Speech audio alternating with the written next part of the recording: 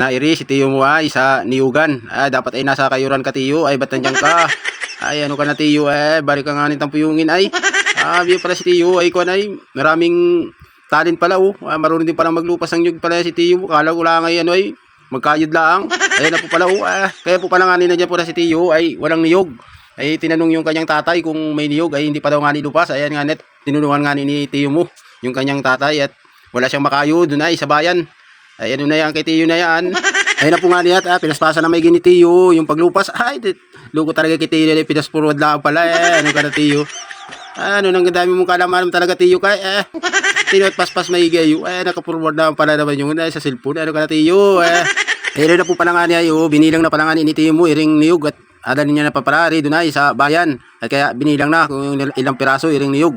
Ayan na nga niya ay nakakutan ng kanyang pamangkin ni Tiyo. Ayan ay nakutan ni Utoy Rasil iring niyog at adalin nga ni Tiyo doon ay sa kayuran at walang makayod si Tiyo mo at wala daw nga ning kwarta ay walang pambili ng gin. Ayan yung kay Tiyo na yan. Ayan na nga niya nabutan nga ni Tiyo mo yung kanyang mga anak na hindi niya nagkakayod at yung isa naman ay panay ang kain din. Ay ano na yan kay Utoy na yan hindi muna magkayod